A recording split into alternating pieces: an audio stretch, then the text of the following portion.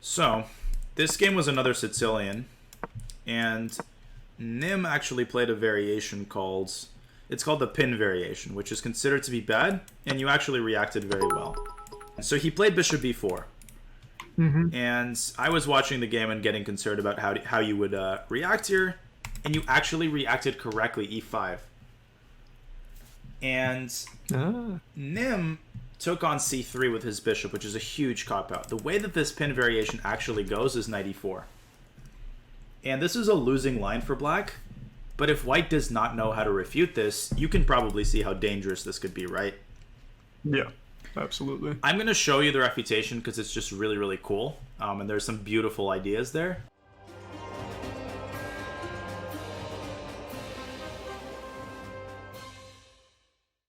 So the correct move here is queen g4, which looks like a humongous blunder, right? Because of knight takes c3.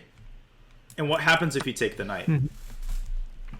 He takes back, it's a check, he wins a rook. Yeah, so what the hell are we doing? And not only that, to add insult to injury, this is like a discovery situation here, but we actually take on g7 with the queen. We ignore everything.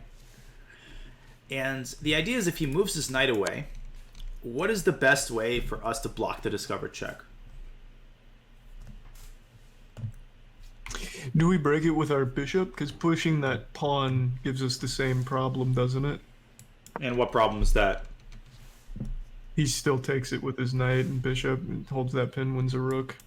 Yeah, except you seem to have an aversion for taking rooks that are on the king side. Like you didn't take a rook on g8, now you don't take a rook on h8. I see. All right. I guess I got a little too concerned with defense. Jesus, yeah. Whoops. So, let me just tell you something. I'm going to give you a warning. If ever there will be a rook on f8 that you might be able to take, I'm going to give you one more chance at redemption. You better take it, right? Because you didn't take it on h8, you didn't take it on g8. Okay. Now, but that's purely a hypothetical situation, because you'll never encounter a situation like that. So, you go c3. Does that make sense now? You're attacking the rook, you're attacking the bishop. Yeah. So black actually, believe it or not, has to go rook f8. Now you make the move a3, which makes, it makes sense once you look at this move, because you're attacking the bishop, you're attacking the base of the discovery. Bishop has to go back to a5 in order to preserve the defense of the knight. If the bishop goes elsewhere, thank you, Mermaid, for the gift, you take the knight. No harm, no foul. And we've destroyed black's king side. So is that making sense so far? I know I'm going pretty fast. That makes sense. This seems pretty simple stuff so far. Yeah, it's nothing, nothing terribly complicated even tactically. And now you actually make the move bishop to h6, and what are you threatening? And please answer this correctly. I'm threatening to take that rook on f8, which also happens to be a checkmate. Wow. You actually didn't say queen takes h7. I'm very impressed. I would never... That pawn on h7 doesn't even register on my radar. You've never taken that pawn when you could have taken a rook instead, ever. I've literally never even looked at that h7 pawn. I forgot there was even an h file, to be honest. It's disgusting. This pawn is disgusting. It was repulsive. So black has only one defense here, which is queen e7. The really elegant thing here is if he tries to move his knight away first to... sneak off with a bishop, how do you, and this is a very similar theme to something you're familiar with, how do you defend against this check? Because remember, you're attacking the rook, so you can pose another threat here and win material. So what I was looking at is bringing the bishop to g5. Well, that would be great. That is wrong on so many levels, I don't even know where to start. If you were already missing that this is a check, then at least say queen takes f8 checkmate. No, I wasn't. See, I thought... Where's that pawn move that I told you to make? Where's my b4 pawn move I told you to make? Oh, right, b4. Yeah, and then you meant bishop g5 after that. Yeah, so yeah, you weren't keeping up with what I was saying. Yeah, I missed that move somewhere between... I missed that letter between A and B. But b4... The idea is checkmate, and if queen, let's say, guards the rook, what do? I'm just taking bishop. You're just taking bishop, and then we'll get to what you do next. So, let's say that black plays queen e7 here, defending the rook. Now you go knight to b3, another beautiful move attacking the bishop, look at how you're like dealing with the base of this discovery. The knight is under attack, but you're simultaneously attacking the bishop. Bishop has to move. You take the knight. And now I want you to tell me the final move of this entire sequence. This is all like theory. This has all been studied before. Thank you. So like, this is how this line plays out every time then? Basically, yes. This is why the pin variation is considered refuted. But this next move is one that I have a feeling you might have some difficulty with.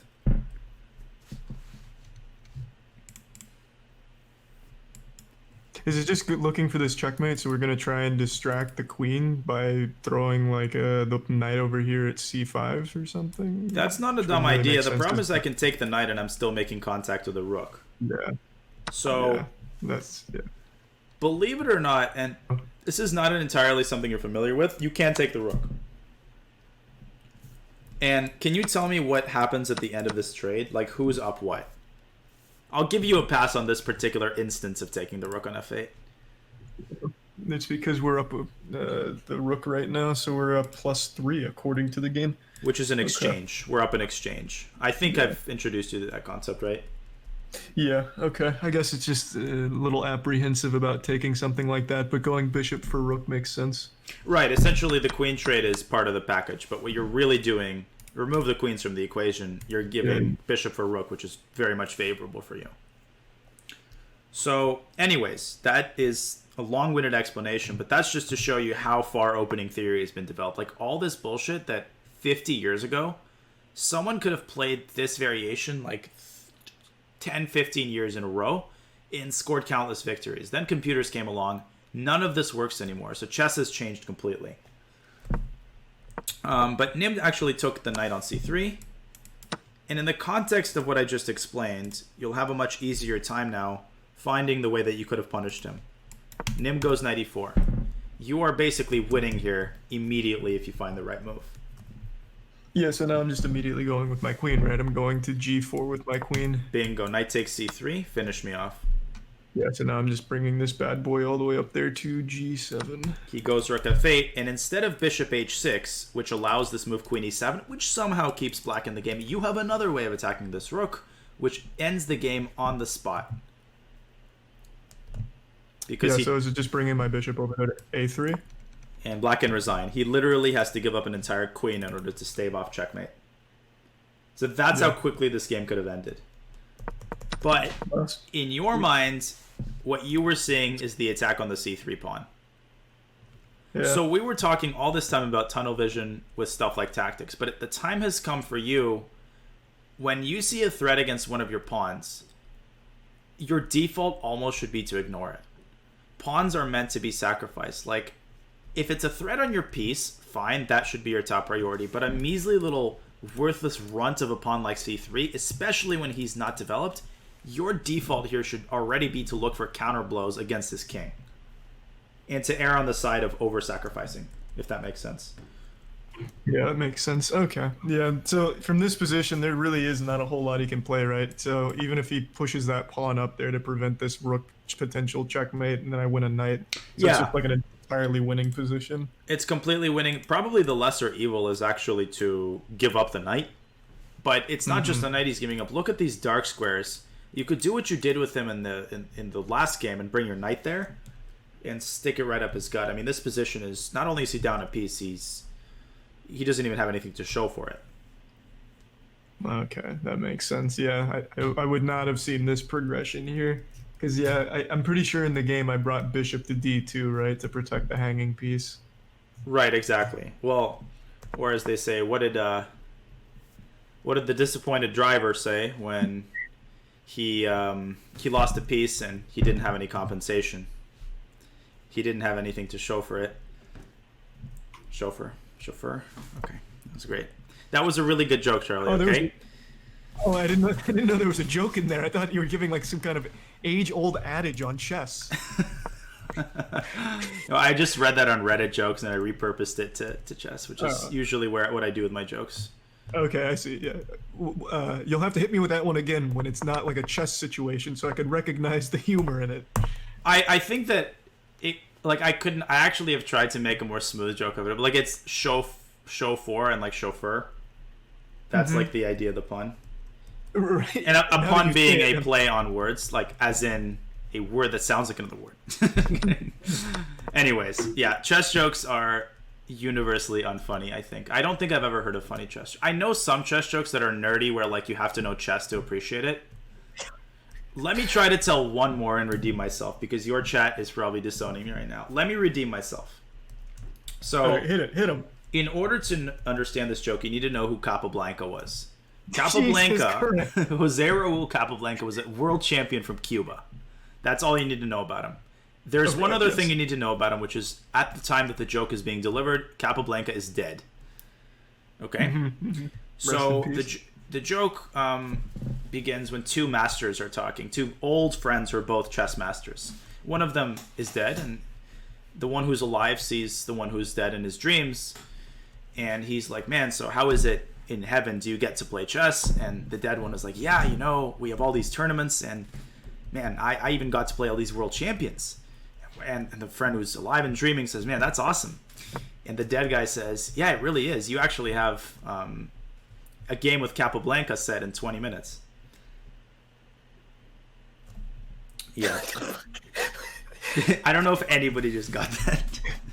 I think everything leading up to the joke was significantly better than the actual punchline. Yeah, than the actual meat of it. Yeah, well, the suggestion being that he's gonna be like dead. He's gonna be dead soon. Yeah, exactly. So that's like most chess. That is an epitome of like the inside of the mind of most chess players. Okay, I see. Wow. I actually think a lot of people are like laughing because it's so lame that it actually is funny. There is a certain threshold where a joke can be like such a fucking stinker that in and of itself is some great humor. Yeah, and I think you've agree. Exceeded that event horizon. I have mastered that particular art. Yeah, you're a GM in that department. I am. I absolutely am. Wonderful. That was everybody's just. That's all people are going to be thinking about is how great that was. Daniel's execution of the real banger. Yeah, actually, I think the funniest jokes I know are non-chess jokes, unfortunately. So, I'm really making a great advertisement for this world of chess. So, anyways, back to this game. He takes on c3, goes knight e4. So, bishop d2 is classic tunnel vision. You pay attention to this pawn, and you make this little, you know, this is the kind of like move you would make if you had a Keep Tahoe Blue little sticker on your laptop in 2007. Like, no. You know, you want to play queen g4. Anyway, so Nim takes the bishop as he should, and he kind of... Well, actually, no, he doesn't. He castles. You go f3. Takes. I'm just going to go fast. And again, sorry, I'm manually inputting the moves. Now, knight c6. Here, you blundered a pawn. How should you have defended this pawn? You played bishop d3, by the way. Okay. Yeah, I should have just brought the pawn up right to f4. Exactly. And my greatest compliment to you of all time is about to arrive. So I want you to prepare yourself. If you need any lubricants brought to you or paper towels assembled, let me know. I'm happy to wait. But it is about to arrive. First of all, this stretch where you played the move f4, which I loved, you came up with the idea of the rook left. At this point, I was streaming and watching this game, and I was like, okay, Charlie should probably lift the rook up, but I don't know if he's going to see this idea because it involves pushing the pawn up. At that very moment, you said those exact same things. Then Nim brings his queen into h4, and this is the one moment where you faltered a little bit. You played the move g3. So what I want you to understand here is a queen alone looks intimidating, but is actually a huge liability. This is what most beginners don't understand. They bring their queens out to try to intimidate their opponents into submission, you know, into not accomplishing their plan. But it actually makes the plan stronger. So let's examine what would happen if you still lifted your rook up. Does his queen stop your rook from reaching h3? No. It only encourages it, right? Because now rook h3 comes with tempo, and it attacks the queen. Yeah. So remember, if your opponent brings his queen out in order to try to stop something you're doing, chances are it only makes it worse, and his queen becomes a huge liability, which it became in the game as well. You played g3, queen g4, knight f3, which was all decent. H6, king G2, B6, H3, and the great move, this is probably the finest move of your chess career, comes here, where you played the move Queen F2 to find G4. So yeah, baby. I was this proud of that one. idea, at first you were gonna play G4 and trap his queen, but you saw that it hung the knight, but you didn't abandon this idea, which is what it would be so easy to do. This is actually an amazing move, Queen F2, preparing G4. And it paid off because Nim immediately faltered. What would have been, if you flip the board, you can flip the board if you want, what would have been Black's best way to prevent that? Like if he wanted to save his queen and save a piece. Yeah, the only way you'd be able to do that, though, is by pushing that pawn on F7, right? So you can drop the queen back? Exactly. F6 or F5. Now, let's continue our positional training. Let's say he plays F5. What square in the center of the board does this move weaken? Yeah, now I have E6. Nothing's defending it except the bishop, so if I can get the bishop to move at some point or relinquish its control there, then I can take that position. Yeah, but I asked you for a square, not a pawn. You're right, E6 is weakened, but there's a square associated with E6 that's also weak. Oh, over there on G6. Because now it doesn't have a pawn to... You're right. By definition, G6 is weak. But I'm looking more in the center. Weak squares are most important in the center, where if you occupy them, that's actually good for something. Okay, so then it's just E5 then. And how can you bring the appropriate piece to that square?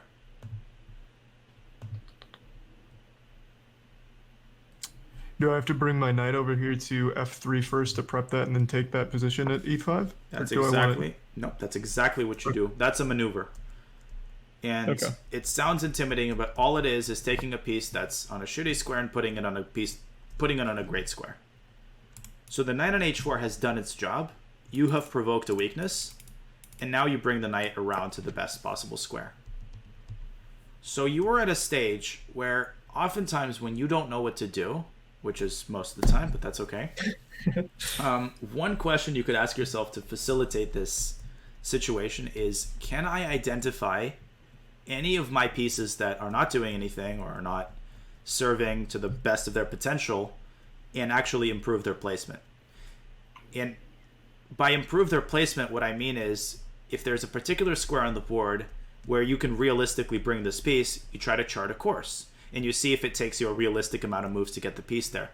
At this stage of your chess development, not everything you're going to do is going to take one. I've told you this before.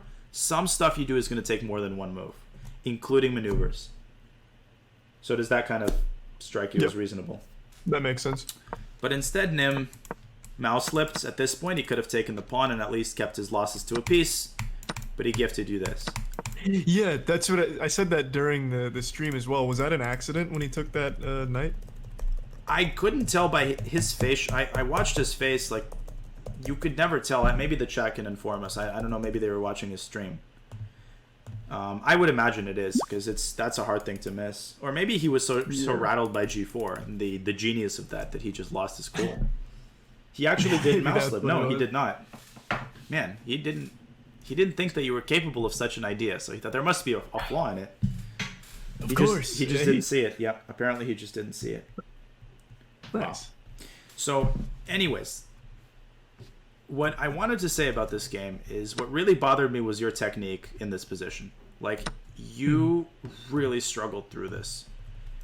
And that is sort of what brought me to say, I think we need more work on your technique, because watch essentially what happens. G5 is great. You're checkmating him. And already at this point, you could have ended the game within 3 moves. So when you have a situation from this position, when you have a situation like this, in your mind, you need to have what's called a target position. You already need to be envisioning which kind of checkmate you're probably going to deliver. Whereas in your minds, I felt like you kept toggling between different types of ideas and you couldn't settle on one particular way of winning. Again, don't mean to put words in your mouth, but at least from how you were playing and how you were thinking, I felt like that was the case. So this queen on h6, what is it accomplishing? Right now it's cutting off his escape here on the H file. I'm attacking this pawn on F4.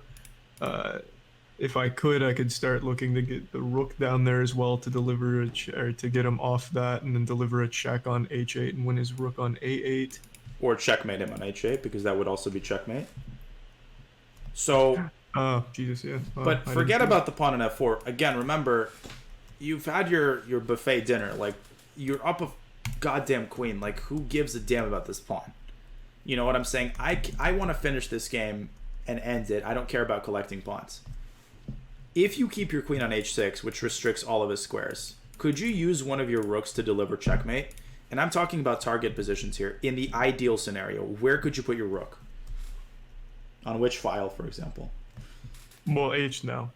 Now I see that that's a checkmate. Yeah, getting my rook over to H1 and then pushing the queen. There's another file you could get your rook onto without even pushing your queen.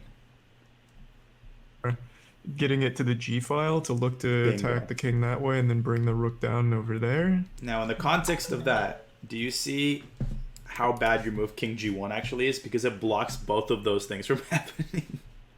So where should you have like put your king in order? I should have brought it to F3, right? Bingo. He can give you exactly one check, and you do what? Yeah, no, I just want to take the pawn, right? Take the pawn. You're threatening checkmate. Yeah. He has to play rook e6. And now from this position, I want you to make the moves, and I want you to finish me off in the fastest possible way. Playing white.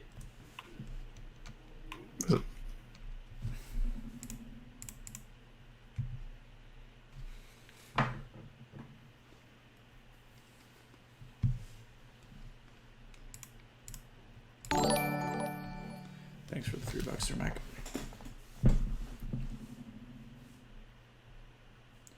You seem bemused, discombobulated.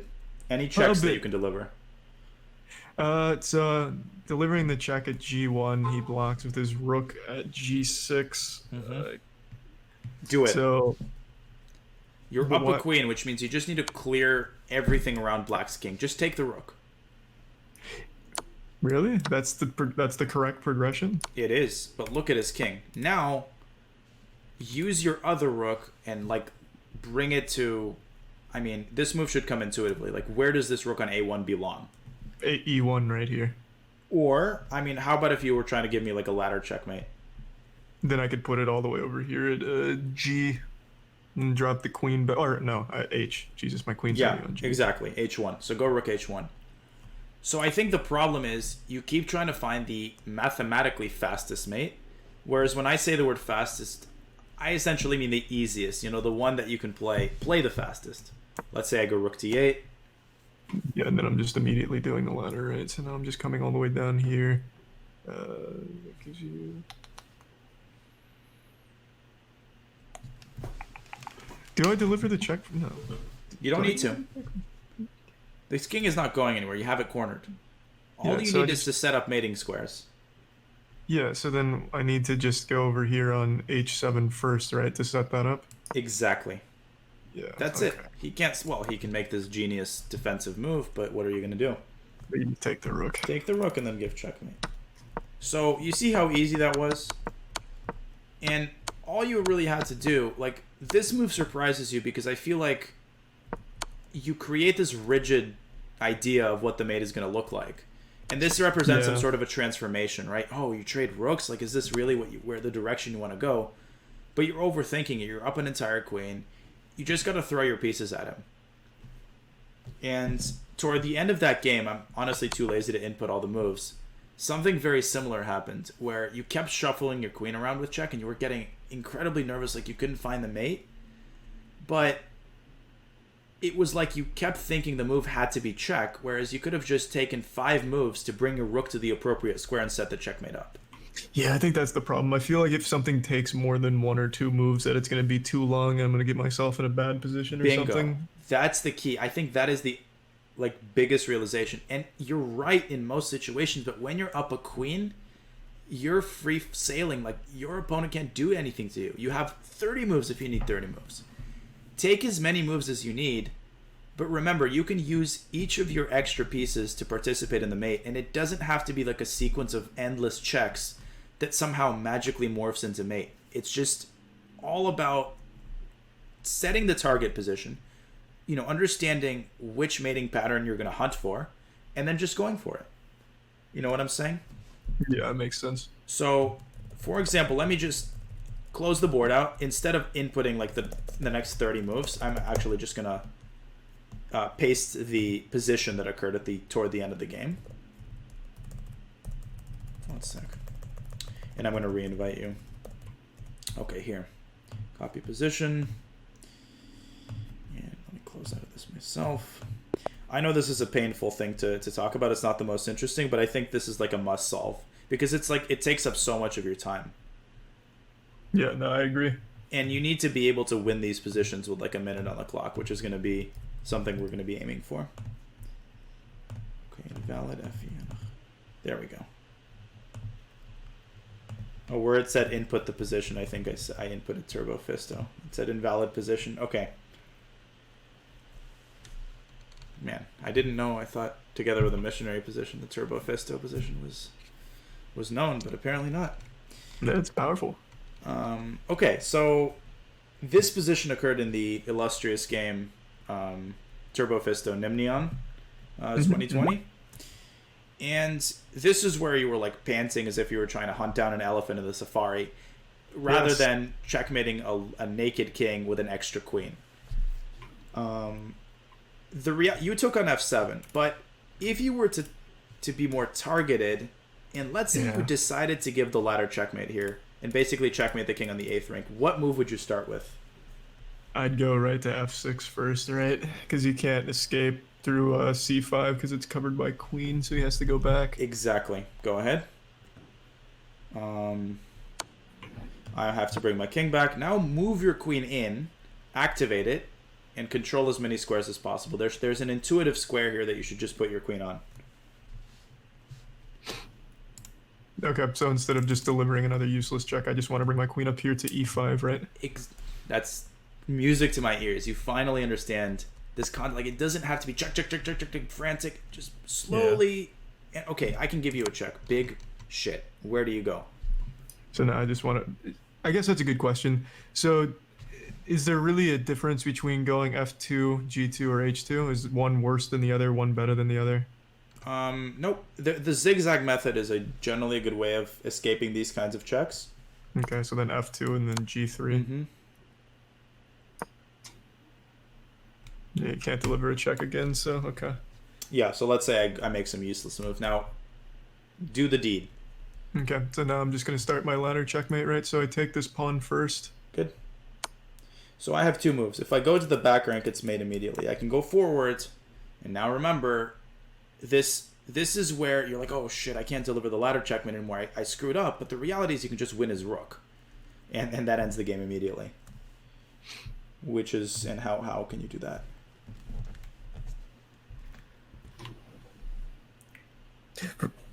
So instead of looking for the checkmate, I'm just looking to win the rook then from this position? Which you can do pretty easily, yeah. I mean, that's the first thing that I see when I'm trying to save myself as much work as possible.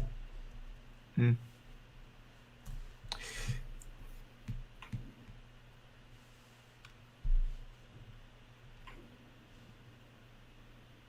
Are you looking for a fork?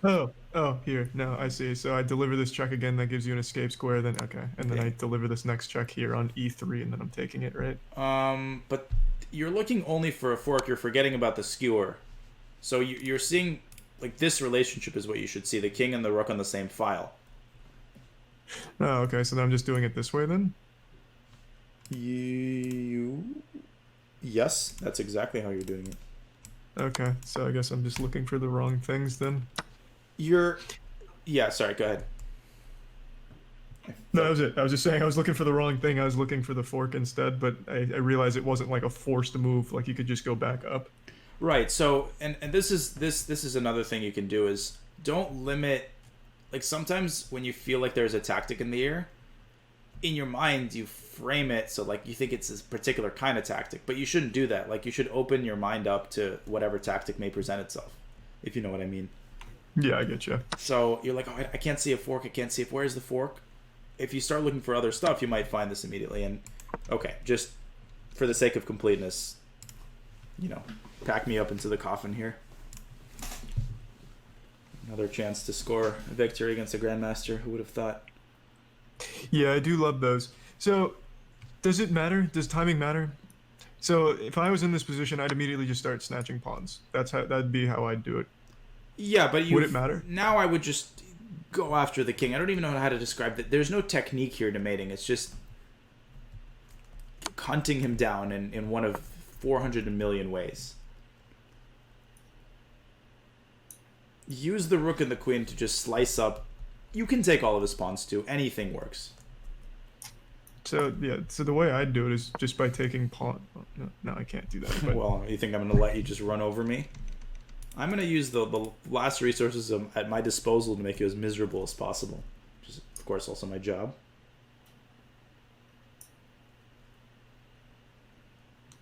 No, it doesn't work. Ugh. Yep. And then...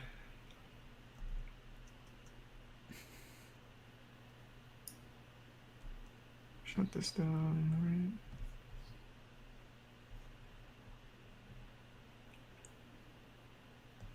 If you want to go after the pawns, go after the pawns. Oh, God. I really can't find checkmates with pawns. That throws everything off for me, I see. So this would be how I'd play right here. Cut this off. Sure, and that's good. That's good enough. So a5 is forced, and now you have checkmate in 2. Right. It's here, here. Yeah. Check and mate. Yeah, Yep, this here. works. And then come down here. No. It's like, this reminds me, it's like I've given you I don't know, you're trying to play like a shooter game with like a medieval torture device or like a sable. Yeah, I don't know why. I just can't really Check. see it with one. Checkmate. You're trying to approach the king as if you're approaching like a crime scene or something. You're like creeping up on it, but just do it directly. Why are you going through this angle rather than, for example, c2 or c5, for example? You know what I'm saying? Yeah, I see. So this will take some practice. I mean, it's really drudgery to kind of like work on this specifically, but as long as you understand the general concepts here. So queen c6 is fine. Continue from here. Yeah, but it's not really that great though. I mean, because then I still have to like make extra moves here. I still have to prep this, right? So I have to come down here anyway. Right, a4 or b4, and then I just come here. Yeah, not bad. See, that was already much better than what happened against Nem. So, the key here is not to settle on one, like, oh, I'm going to win the pawns, and then you find yourself not winning the pawns and you get nervous. Remember, there's nothing he can do. You can take 30 moves if you want, as long as you know the general direction you're heading and you're making your pieces more active. I know that's not the most satisfying thing to hear. I mean, we can practice this specifically. I could give you a bunch of these positions, and I think we should do like a dedicated segment to that. But is that sort of beginning to make a little bit more sense? Yeah, it makes sense. It's just another weakness. I can easily find checkmates when the king's not around pawns, but the second he's shielded, I never know what to do. Yeah, the people in my chat are trying to say like, oh, puzzles, but like this is not. This doesn't come up in puzzles very much. This has nothing to do with your tactical vision, which I think some people don't understand. Your tactical vision is actually really advanced, and you're able to see like combinations. This is like the only way I can describe this is technique. This is a skill in and of itself, finishing off completely winning positions. And it's a skill that most people struggle with at their own level. So we will definitely work on this. I think this might be your main weakness, together with the remnants of tunnel vision, of course, hesitancy. So let me give you a choice. I think we could, for sort of the grand finale, you could jump back and we could do the traditional. we could continue working on your technique. I mean, if you're up for drudgery, but a lot of improvement, I could give you a couple of these positions. We could play them out, and you could drill them. Or we could leave that for a dedicated session, whatever you prefer. Tell us me a few of those bad boys real quick. Let me see a few more. I love it. That is... And, you know, the people in the chat who say boring, or that's exactly why most people quit chess. Because they come to a point where they realize that their weakness corresponds with the part of the game they hate the most or they find the most boring. And then they're like, I don't want to work on this shit. Like, I'm going to fall asleep. But you have to if you want to get better. There are certain roadblocks you have to sort of pass, and you can't pass them without doing, like, boring shit for, like, 30 times in a row. So let me construct a couple of, like, artificial positions of different kinds, and let's see if you can win them playing as fast as possible. On an honor system, I can't put clocks in, but I want to see how fast you can do it. So first position, keep this analysis board. Let's see if you can see the new position in a second. You're white. You're always going to be white. Okay. Let's see if it appears on your stream. It has. Go ahead. I'm actually going to flip the board so I'm black here.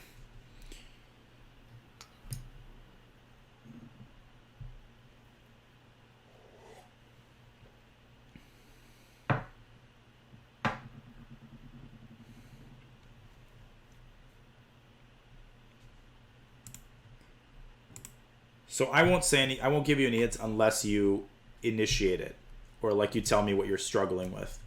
Okay. I'll just play it as fast as possible then.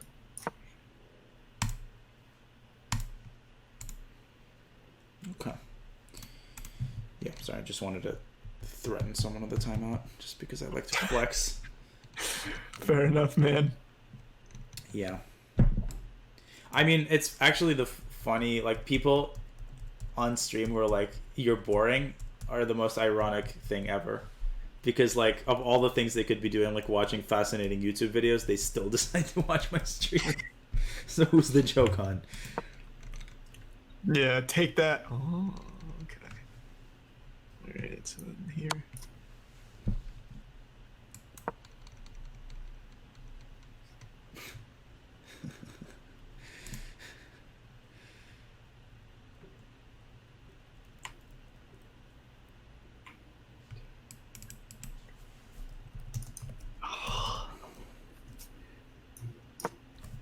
Oof, good. But even with my measly resources, I can still make it tough for you.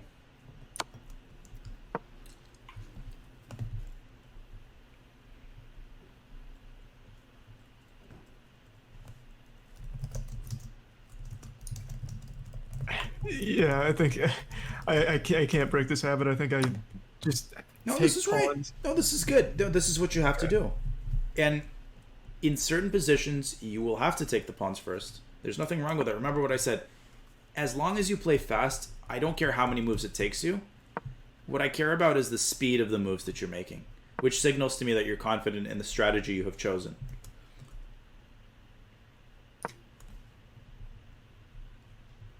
Flawless. This is exactly what we practiced for. You like that quote now, huh? I can't keep it out of my mind.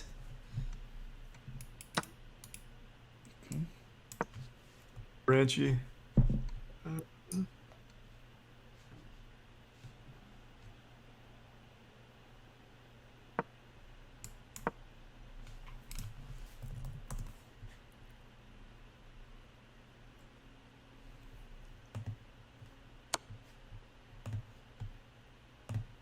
Okay. Good.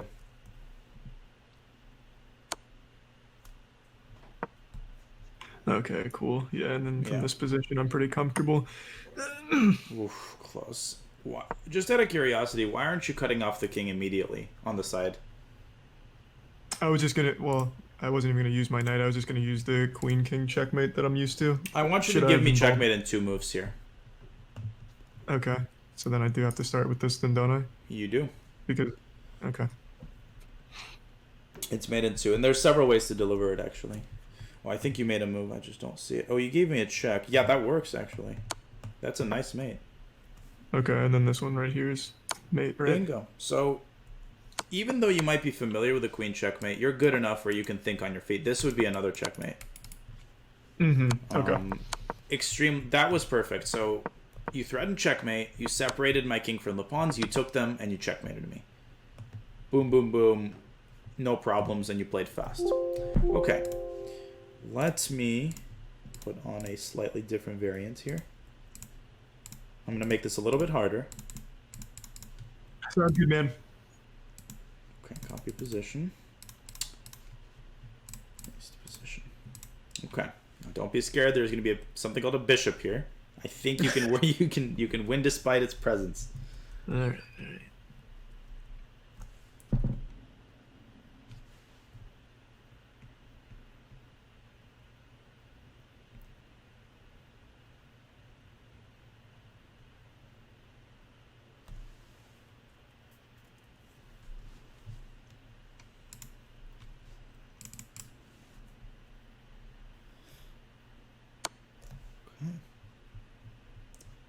Man, the improvement is already vast.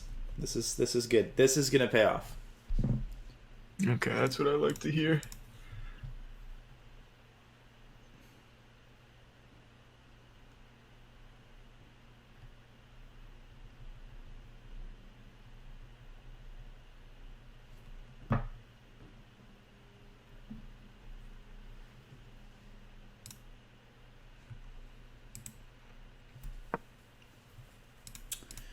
Don't do me like that. I'm gonna stop you.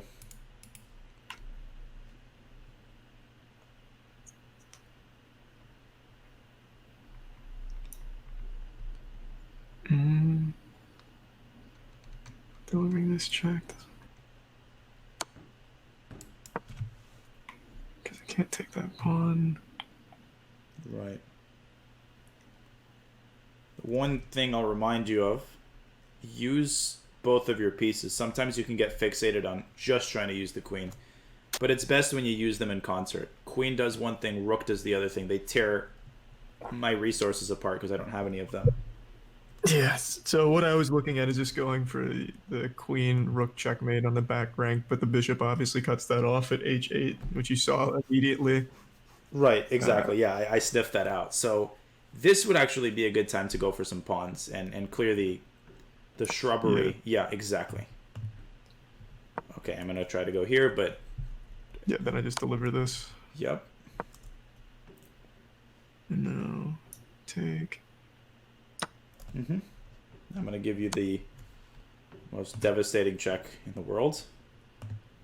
So just go white tile. No reason to zigzag here, because then you're just going to keep checking. That's actually highly inaccurate, King G2, believe it or not. Really? Going G2 is... Why is that? Yeah. No, just kidding. I was fucking with you. That literally doesn't matter. You're kind of a fucked up teacher, man. You like make those students at your training camp believe some like terrible garbage and shit you're telling me. Okay, do you want me to tell you exactly the prank that I pulled on some like really strong players? You'll understand it. As some... Yeah, I mean, hit me. Okay, so let me paste in an starting position, copy position. Good, by the way. This was good. So what you did there is you made that switch from, okay, I'm going to checkmate him on the 7th rank. You realize it's not that easy. So you realize which pawn is obstructing you from doing that. The f7 pawn, you go after it. Okay, so here we go. True story. So these are, for context, kids in the 2000 range, so extremely competent players. And I was able to convince them. Basically what I told them at the beginning of this camp, they were like my homeroom group, so I taught them every morning. I basically said that throughout my instruction, I will throw in 5 or 7 lies. So I'll like blunder my queen on purpose and pretend like that's some genius move. And if they like catch it, I do 10 push-ups or something. And if they don't catch it, it's the eternal shame on them. So this is called the Najdorf variation. In this position, I was able to convince a group of like 10 2000s that bishop f4 is the latest rage in the chess world. Now, Sir Charlie, could you tell me why that is the epitome of bullshit? Because it's a shit move with a pawn fork at e5, right? Exactly. But it's not that they didn't see this move. I pretended that this was a knight sacrifice that was carefully orchestrated by a Russian grandmaster in a secret laboratory somewhere underneath 30,000 feet underneath Moscow.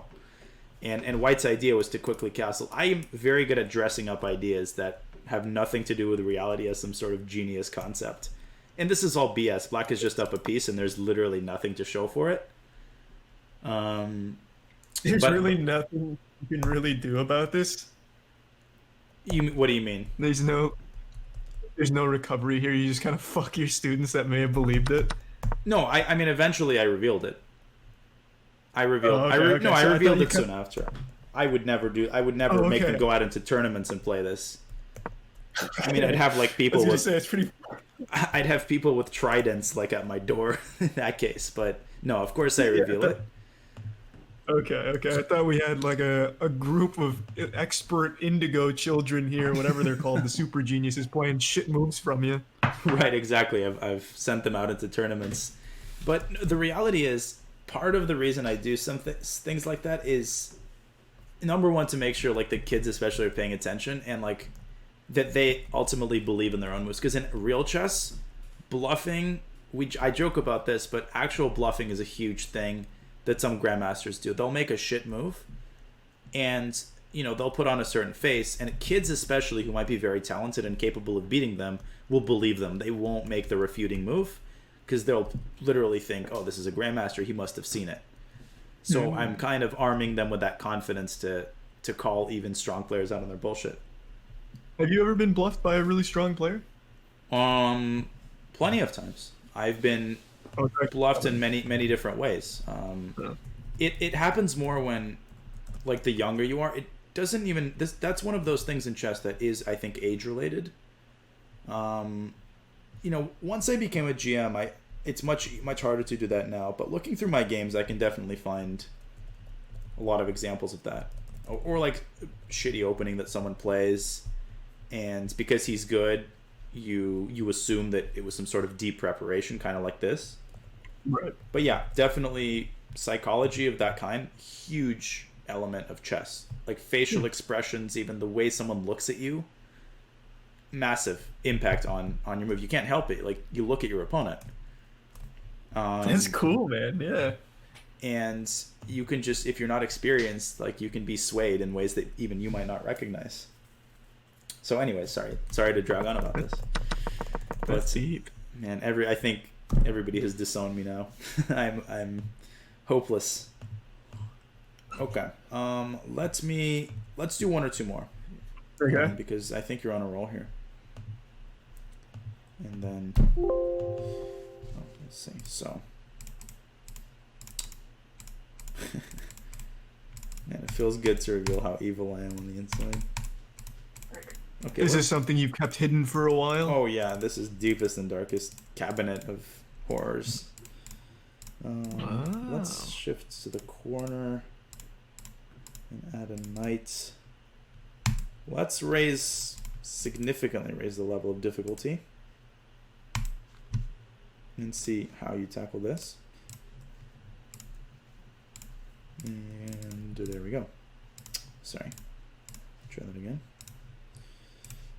Copy position. Paste. There we go. Okay.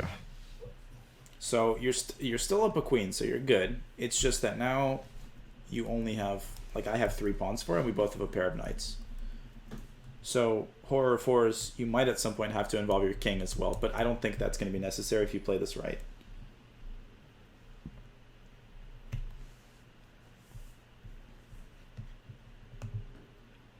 And no, I'm not bluffing by saying this is hard. This is like actually the hardest one we've done so far.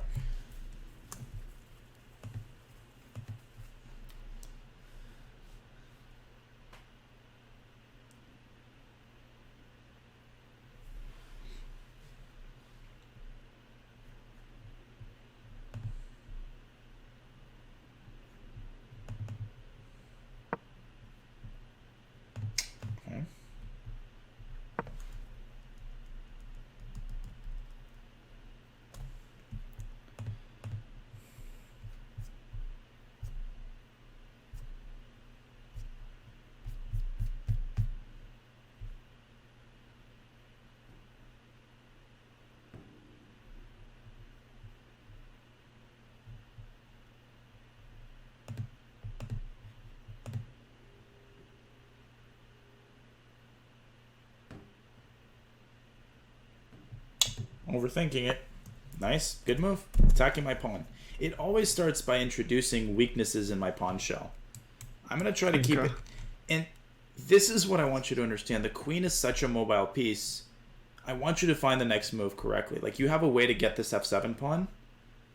Yeah, it's right here. Exactly. Right? So you're seeing that long-range queen move. And once you rupture the initial pawn shell, the rest is essentially history.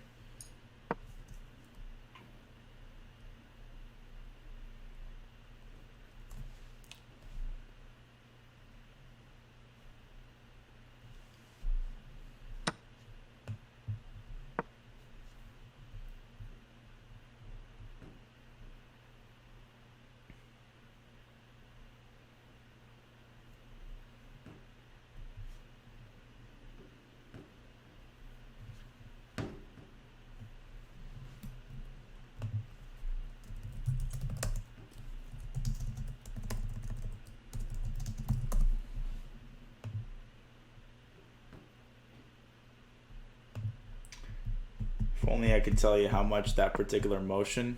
Oh, did I make that? I made that move, actually. Yeah. How much that particular motion, the vintage Turbo Fisto, like hovering over a square, almost releasing the mouse, and then bringing the piece back to its initial square. When the move you're about to make is the correct one, I am like dying in agony on the inside. Does that happen often? Well, you do have checkmate in 2 moves here. Believe it or not, actually quite a beautiful checkmate, really. A very elegant idea. But the best thing is, why didn't you go for queen f7, just out of curiosity? I just thought maybe that'd get into a series of perpetual moves or something, because I come here, you just drop king back. I don't have this pin on the knight anymore. That's okay. You can just win my pawn, though. Win my pawn with your knight. That'll make your job so much easier. By the way, the checkmate was queen f5 check and mate on f7. Okay. The other thing I was just looking at was exploiting the pin, which was bringing knight to e4, but I didn't see anything to go with that, so I assumed that wasn't it. Yeah, I mean, you could also trade. You could also just trade knights and simplify into an endgame that you know very well. That's also possible. Mm-hmm. So you see how many different techniques there are. Anyways, finish me off here. Yes. Okay. So then it's just bringing this over here, taking with the knight, Yeah. and then it's coming. Just basically, yeah. Just here.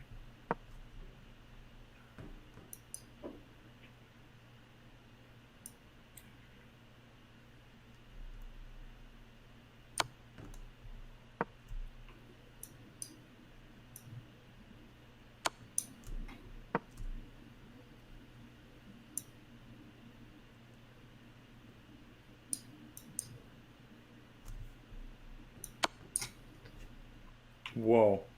That's a really nice move. Whoa. Wow. Well, shit. Jesus, I can't believe that. Oh. Did you think the knight was defending that square, or did you not notice my king? I actually just didn't even think about it, to be honest. It's okay. You were just seeing if I'm on my toes. That's what it was. Ugh. God damn it. That's embarrassing. Yeah, this is a situation that can be tough because, like, you don't see this. Like, where exactly do you go here? The queen needs to be the leader here. Like, your knight is currently in the queen's way. The queen needs to be on f5, not the knight. Yeah, that's why I was thinking h6 then. Yeah, sure, that's good. I would centralize it. Normally, I like to keep the knight centralized. For example, knight d4 would be the best move. So, the reason why is it increases the chances for a fork. For example, if I stop you from going to f5, what forking move do you have now? Redemption time. Yeah, just come over to f3. No, f3 doesn't fork because you can just... No, it's f3, It does, right? Yeah, fork is perhaps that's the wrong way to call it. f3 and then take c3, and the rest is history. You can just checkmate with the queen, or you can checkmate with the queen and the knight. So, by and large, you're getting better already. So you see a couple of things here. The first is this crack in the pawn chain that you can introduce, after which everything becomes easy. But don't fear like a repetition or something. Like an actual draw by repetition is when the same position repeats itself 3 times. you can't accidentally stumble into that. Like unless especially when you're up a queen. You know what I'm saying? Mm-hmm. So you almost need to reach a stage in these endgames where your hands do the playing. Like you're I was gonna rephrase that by saying you're playing with your hands, but essentially your brain is supplying the general high level idea, but you're not like rethinking on every move, if you know what I mean. It's like in your subconscious basically. Okay, I get you. And that's ultimately what we're aiming for. So how do you feel in this regard? I know it's not a lot, but this is a hard thing to do for long stretches of time. Yeah, I think it's just something I need to work on. The more I see it, the better I'll get at it over time. I agree. And yeah, there's already a serious improvement. So